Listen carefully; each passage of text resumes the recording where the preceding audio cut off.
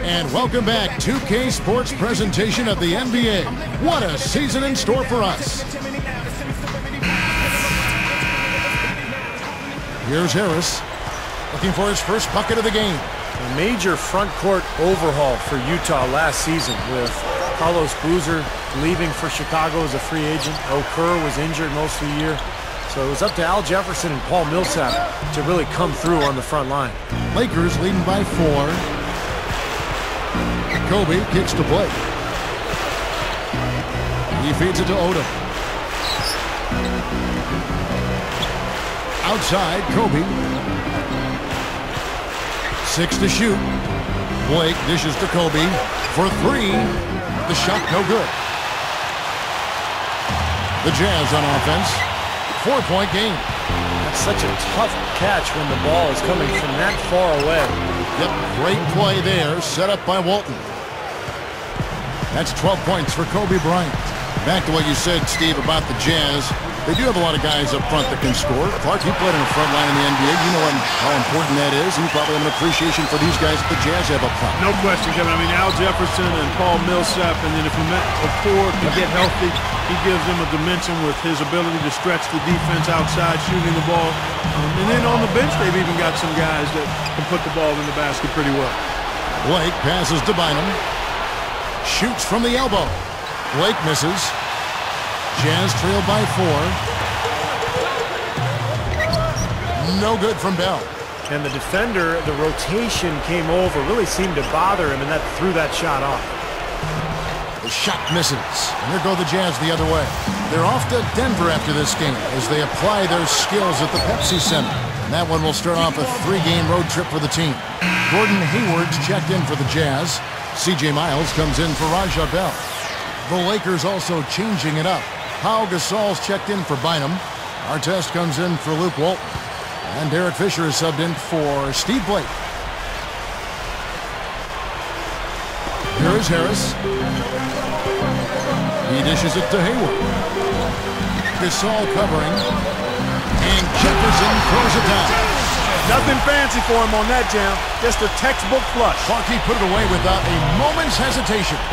Jefferson in his first year with Utah after he came over from the Timberwolves, for a guy as good as him, the Wolves didn't get a whole lot in return. Kobe kicks it to Odom. The 3 is launched. Kobe's shot is off. Not his best quarter. I mean, the shots just haven't fallen for him. The pass to Miles. He's covered by Fisher. And Miles kicks to Jefferson. And there's the whistle, fouled hard on the shot. He'll go to the line.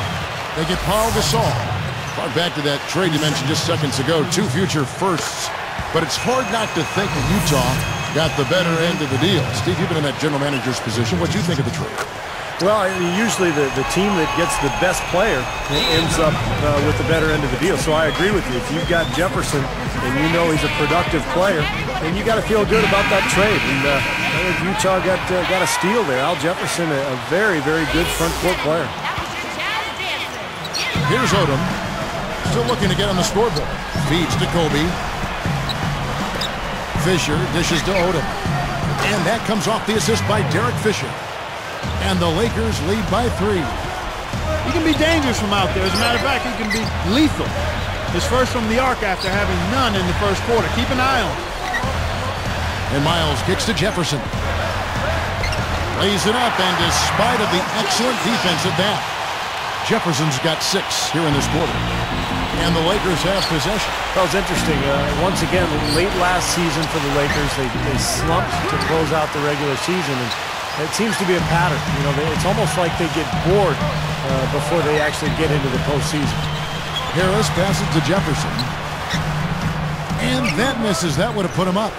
They really depend on him to convert those chances. A lot of times, even with solid D draped on him, they expect him to make it. So he'd like to start this quarter over, I'm sure. No rhythm, Steve, at all. He just can't seem to find it. Great open look there. And, you know, Steve, for the Lakers, Lamar Odom said himself their sluggish finishes in the second half were partly born of overconfidence, of ego. I don't know much credence you put in that, Clark. What do you think? You know what? I think there is a tendency, a human tendency, to become complacent, to become full, and you can lose some of your edge. I don't think it's a lack of humility and respect. I think it's just the nature of being somewhat satisfied. And when you're in this league, because people are coming after you a lot harder when you've got what they want in terms of championships, and especially as you age, I think it gets harder sometimes to fight off that resistance and to flip the switch if you find yourself in a little bit of a rut. Here is Miles. Covered by Artest. Knocked away. Here is Watson. He's covered by Fisher. The dish to Miles. Shot clock at 5. Another miss by Utah. Boy, both clubs really battling under the boards. Yeah, and, you know, and Shannon Brown with the slam. Check it out here again with the Sprite Slam Can. Boy, that's a dunk you will not see very often. You won't pass that one by. No doubt about that. I wish he would, though. You can never see too many of those. I thought Shannon Brown made so much improvement last season, guys. He scored well, and he worked really hard to improve his weaknesses, which were his ball handling and his outside shooting, so he became much more of a complete player. Now, here is Bell. He's covered by Brown. Backing down is Jefferson. Will it go? You know, guys, people talk about jumping ability, but positioning so important. And you can out-rebound much bigger guys when you get inside position. Beautiful offensive execution, and they're starting to extend this lead. And they could run away with it if they get hot at the right time here. Fires from 14. Off glass and in. Jefferson's got 8 here in the quarter. I tell you what, you watch this guy put it in the basket, and his scoring ability can just astound you at times. And so we conclude the first half. Well, how about Kobe in this one? He has 12 points, and he's also been picking up some nice assists here and there, too. Well, he's going to have to continue to play this way, Clark, because this offense thrives on his passing ability, and they've got it going right now. Lakers lead by 8. And welcome to HP at the half, a rivalry game in action. Let's get going. The Los Angeles Lakers in front against the Jazz at Energy Solutions Arena. The three-point shooting, ridiculous. They're knocking down everything. Kobe's tearing it up against the Jazz D. He's got a dozen points. He's been dynamic on both ends of the court, finding teammates, playing tough D on the other end. And still hanging in there, the Utah Jazz. They just can't seem to get on a roll, can't get going, kind of stalled right from tip-off. Not a lot of production out of Andre Kirilenko yet, an abysmal field goal percentage, the shot not cooperating. These two have set the benchmark so far tonight, leading their teams in first half scoring. We already got a few games gone final. Check them out from around the league.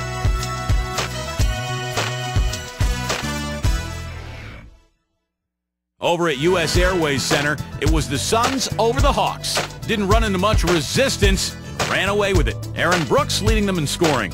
And another one of the games that went final, New York came away with a win against the Timberwolves in Minnesota. They definitely showed the effort. Got to be happy with how that one turned out. And their top scorer was Carmelo Anthony. And a look here at the other action around the association. In Boston, the Celtics end up losing to the 76ers. They couldn't get anything going, it seemed. Kevin Garnett leading the team in scoring. That's it for us now. Thank you very much for joining me. Hope you enjoy the second half.